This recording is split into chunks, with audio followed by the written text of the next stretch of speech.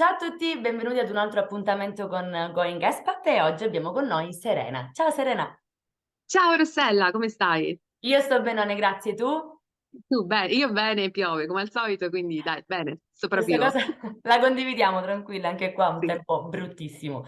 Allora, anche qua un tempo bruttissimo, piove lì, Serena dove si trova? Serena è in Scozia e oggi ci racconterà un po' di quella che è la sua esperienza da expat in UK, ma in realtà non soltanto, perché prima di andare in Scozia tu hai vissuto in Australia. Per quanto tempo? In Australia solo un anno perché ho fatto il Working Holiday Visa che ti permette di stare un anno, rinnovabile a due, ma noi abbiamo fatto un anno solo. Ok, e invece in Scozia sei da quanto tempo? E siamo arrivati a luglio 2015, quindi un po'. Ok, tu e tuo marito, per questo parlo Sì, al sì. plurale. Ok, perfetto, già da un po', infatti.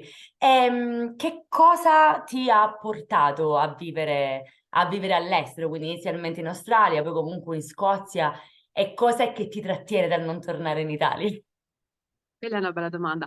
Penso una grossa insofferenza, una grossa rabbia, che magari non era giustificata, però era la mia esperienza. Mi ricordo di essere andata in viaggio di nozze in America e di aver detto: Wow, qui sono tutti gentili, per dirti che io vivevo a Roma ormai come una gabbia dove tutti ti attaccavano. Fermi romani, so che non è così per tutti, però era in un momento in cui vivevo proprio tutto come qui, come se l'Italia fosse un problema a tutto tondo. In più, durante il viaggio di nozze sono tornata, la mia ditta aveva chiuso, io lavoravo per una ditta che ha chiuso, e poiché quello era stato il mio tempo indeterminato, i miei 1400 euro, ci avevo lavorato tanto, ho detto, vabbè, in primis ho detto, vabbè, non importa, ho sempre lavorato, ritroverò. E poi però ho anche pensato, cavolo, devo rifare quella gavetta perché ero stata Mm, Pro, non mi ricordo, per tipo un anno, per avere il contatto, il contratto poi buono, ci ho detto, oddio, di nuovo, perché... E poi invece ho potuto fare i conti con un mondo del lavoro che specifico alla mia esperienza, magari non è così per certo. tutti, che secondo me guardava il mio CV con altri occhi quando vedeva che ero sposata. E in effetti, ce lo siamo detti anche durante l'intervista con te, mi sembra, io quando avevo 24 anni per vendere i mobili, i divani in una nota società italiana, il selezionatore mi disse, avevo 23-25 anni, non lo so, sei fidanzata? Pianifichi di sposarti? E io lì per lì non avevo i mezzi per capire quella questione, non avevo i mezzi Mhm, per rispondere come risponderei oggi ad un uomo certo. sposato con figli che però aveva una moglie a casa che mandava avanti la famiglia mentre lui faceva carriera. Ma capisci che avevo 30 anni e mi dicevo, porca miseria, non mi chiamano più neanche per fare le cose che io ho sempre fatto e questa Certo. cosa era troppo dolorosa da vivere. E in più avevo tutti che mi dicevano, vabbè, ma tanto tuo marito lavora e questa cosa mi faceva esplodere la testa perché dicevo, e vabbè, quindi, cioè, Che ok, vuol lui dire? lavora, fantastico, mi sono Mamma mia. realizzata attraverso di lui. E Sì, quindi una serie di cose anche in ambito di giustizia mi hanno fatto sentire che io non volevo più stare in Italia ed è arrivata l'Australia, che era un'esperienza bellissima, che consiglio a tutti. Fino a 35 anni potete andare un anno lì con un visto che costa pochissimo e poi fare un sacco di soldi in Australia perché pagano benissimo per fare lavori come il cameriere, il cuoco, insomma, e ti si apre proprio il mondo. ok. E perché non tornare in Italia? Perché boh, ci ho pensato, nel senso adesso con il lavoro che faccio adesso penso che potrei trovare comunque un lavoro pagato abbastanza bene in Italia, però io ogni volta che torno sento di nuovo un senso di oppressione e Mhm. di fastidio per alcune cose che alla fine sono la quotidianità e quindi non riesco proprio a pensare a quella eventualità. Ripeto, sono io, non dico che sia così per tutti. Assolutamente, sì, sì, no, ma infatti quello che preciso sempre in queste chiacchierate che facciamo online è che è l'esperienza di ognuno di noi. Io poi tra l'altro condivido tantissimo quello che hai detto, mi sono trovata nella stessa situazione in cui anzi in alcune occasioni mi hanno proprio chiesto, vuoi avere figli? E quindi, ok, e come te magari c'è stato un periodo in cui non avevo la conoscenza, ma anche la forza, la maturità di rispondere come risponderei oggi Oggi, e sì. quindi magari ci si faceva stare bene un sacco di cose che poi in realtà anche meno. Però ci sono tante persone che si trovano bene, ho anche parlato con tante persone che invece dall'estero si sono trasferite in Italia, quindi poi ognuno ha le Oh, proprie sì, priorità nella sì, vita e le proprie necessità, sì. assolutissimamente. Da qualche mese, tra l'altro, e ne hai parlato tantissimo sul tuo canale YouTube, faccio come mi pare, sottolineiamolo, hai preso la cittadinanza britannica. Come funziona? Tu hai la doppia cittadinanza o hai rinunciato a quella italiana? E come ti fa sentire avere un passaporto UK? Innanzitutto funziona, dico la mia esperienza da italiana, ma in realtà dipende dalle regole e dagli accordi internazionali, quindi può essere diverso. Alcune nazioni non permettono la doppia cittadinanza o la tripla, o non so. E nel nostro caso possiamo ottenere entrambe le cittadinanze, questa è una win-win situation perché non avrei, credo, potuto. Poi uno si deve trovare nelle situazioni, però non me la sarei sentita di rinunciare al mio passaporto, alla mia cittadinanza italiana, anche perché eh, stando in Europa, tra l'altro, è sicuramente un passaporto più forte, insomma, diciamocelo. E io Esatto. quando mi sono trasferita qui non avevo assolutamente intenzione di rimanere, sono stata molto resistente alla Scozia per i primi almeno 2 anni perché dicevo non mi piace, non mi piace proprio niente, perché la identificavo nella città dove vivevo che non mi piaceva. Però in realtà piano piano la Scozia mi è entrata dentro e io mi sento fortemente scozzese. Quindi la cittadinanza, quando c'è stata l'opportunità, l'ho presa perché ci credevo tanto e perché Ok. voglio votare per questo paese, perché so cosa voglio per questo paese e quindi voglio votare. Il diritto di poter dire la propria è una cosa importantissima. Infatti anch'io a volte ci ragiono, però nel mio caso io dovrei rinunciare alla cittadinanza italiana per poter avere quella olandese e come Figura. te non me la sento di dover No, no. scegliere, quantomeno non adesso, poi in futuro. Poi Però si vedrà, sì. Mm. sarebbe bello poter votare, quindi ottimo. E quindi insomma adesso avere questo passaporto ti fa sentire ancora di più scozzese. Sì, mi fa anche sentire sicura perché ci sono stati dei precedenti, tra cui anche se vogliamo la Brexit in un certo senso. Da un momento all'altro gli europei non avevano più gli stessi diritti e quando tu sei l'altro in un paese è un attimo che questo accada. Ci sono dei precedenti peggiori qui in questo paese, la Windrush Generation, googlate se non sapete cosa sia, insomma, ci sta, ma mi sento più sicura. Io qui ho casa mia, pago il lavoro, pago il mutuo, l'assicurazione, la pensione, non voglio con domani un governo peggiore di questo mi dica che non sono più la benvenuta o sono benvenuta ma fino a un certo punto. Esatto, immagino che questa cosa abbia scatenato tanti tipi di pensieri, no? Da europeo, Sì, essere l'altro per una sì, volta e avere il rischio di dire domani qualcuno mi caccia via, probabilmente ha scatenato tanti sì, pensieri, insomma. sì, sì, sì, decisamente. Pensieri che poi tu comunque condividi tanto anche sui tuoi social. Faccio come mi pare, abbiamo detto, no? E quindi ti Sì, troviamo col blog, su YouTube, su Instagram e TikTok anche, giusto? sì. Su TikTok sono dei video piccolini che erano quelli, i reel di Instagram che su TikTok funzionano un pochino meglio. Sì, esatto.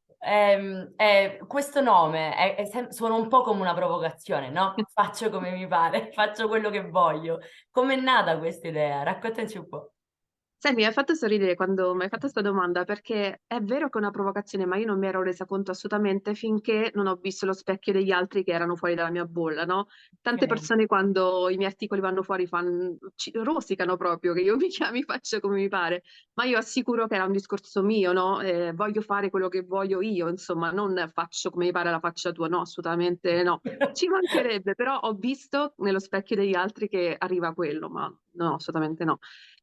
Faccio come mi pare perché secondo me da una donna di 30 anni che ha lasciato l'Italia ci si aspettava tutto tranne che si mettesse a fare la cameriera in Australia, ricominciasse dal basso, si aprisse anche in un certo senso la diversità perché io andavo bene così com'ero per tanti, e si mettesse di nuovo a studiare, si sarebbero aspettati altre notizie da me, ok? Ma io volevo questo e Tu hai quindi fatto come ti pareva. esatto, ho seguito quello. E Faccio come mi pare è nato dal desiderio di dare qualcosa indietro, perché a me studiare, io studiando all'università di nuovo, avevo già una laurea in Italia, ho creato il mio futuro qui e l'ho creato gratuitamente, diciamo, anche se a lacrime e sangue, perché per gli europei era gratuito studiare come lo è adesso per chi ha il permesso permanente, no, permanente, il settled status, quindi UK. E io Mhm. questo volevo dire, è il mio messaggio principe Ok. e sono contenta perché tante persone sono venute a studiare per questo, perché non lo sapevano. E poi mano a mano, ecco, sul blog metto le guide più importanti, quindi come chiedere la cittadinanza, quelle cose sai noiose che però ci siamo dette pure Sono l'altra volta, utili. servono. Esatto. Ma in generale, appena so una cosa, cerco di dirla perché trovo che la condivisione sia più importante e sul web sia assolutamente efficace.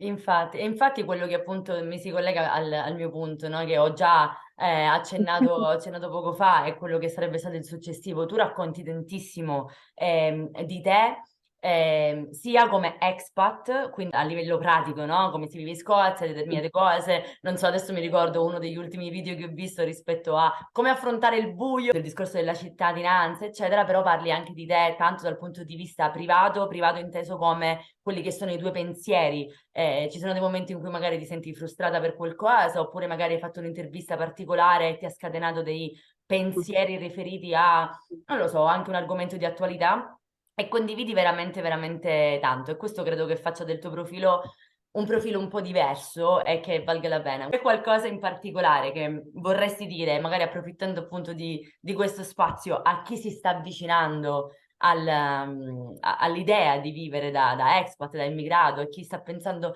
magari vado, mi lancio, però forse no, chi ha i dubbi, cosa vorresti dirgli? Secondo me ci sono dei momenti nella vita che richiedono un cambiamento e quando senti questo calling, questo richiamo, ok? E forse devi rispondere a quel richiamo perché stando fermi a volte non si va veramente da nessuna parte, no? Perché le situazioni si incancreniscono e serve un brio, serve una situazione nuova, un percorso nuovo. Tanti pensano che per andare all'estero servano papà e mamma che ti pagano o tanti soldi o questo o quell'altro. Sì, i soldi serviranno sempre per fare qualsiasi cosa, ma ascoltate anche le storie di chi ha iniziato all'estero. Io ho iniziato che ho un mutuo, due prestiti e non è stato facile, ma è stato possibile, ok? E piano piano le cose si costruiscono ad una velocità. Non è così per tutti, che Certo. è più veloce all'estero, poi dipende dall'estero, per carità, però imparerete così tanto di voi e secondo me in alcuni casi ne vale la pena, anche solo come una breve esperienza.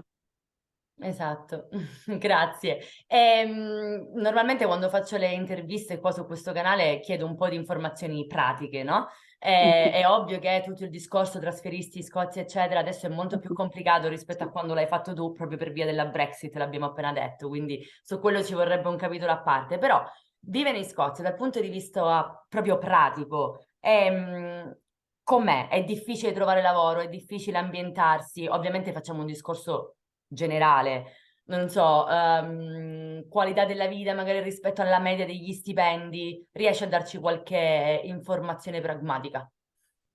Sì, purtroppo come dici tu, da quando c'è stata la Brexit le cose sono cambiate in peggio perché poi il governo che c'è stato fino adesso non è stato in grado di mantenere le promesse e di creare le situazioni per portare qui quello che serve, che è la forza lavoro. Avevano promesso dei visti stagionali, dei visti all'australiana, non sono stati in grado di fare nulla di questo. Se non hai lo sponsor o se non sei uno stagionale per alcune cose, tipo raccogliere la frutta, qui non ci puoi entrare e Mm. stiamo soffrendo tantissimo di questo. Per questo chiudo la parentesi dicendo, se vi piace la Scozia, il Regno Unito, andate in Irlanda. L'Irlanda è ancora in Europa, andate lì, si può fare. Della Scozia mi piace la qualità della vita, ma parlo di Edimburgo, perché poi intanto le prospettive sono tutte diverse, ma poi dipende molto dalla città. Edimburgo è una città che non sembra neanche Scozia, per certi versi è piena di persone da tutto il mondo, senti tante lingue, tanti odori, ristoranti di tutti i tipi, ed è la cosa che mi piace di più. E della Scozia io apprezzo tanto la civiltà, che non è intesa come noi italiani siamo incivili, no, assolutamente no, ma hanno avuto dei governi che hanno ascoltato le persone e questo ha fatto la differenza. Ci sono leggi che in Italia ci sogniamo, che Mm. quelle contro l'odio, per esempio il Eh, DDL Zan, qui già c'è da tanto, revenge porn, qui già c'è da tanto, e c'è un buon livello di assistenza per chi ha meno, anche se ovviamente si potrebbe fare di più. Se certo. devi comprare la prima casa, ti danno il 40% te lo dà lo Stato, se rispetti alcuni canoni che non è quanto guadagni, ma come la casa deve avere un certo valore. Mm. La Scozia c'è.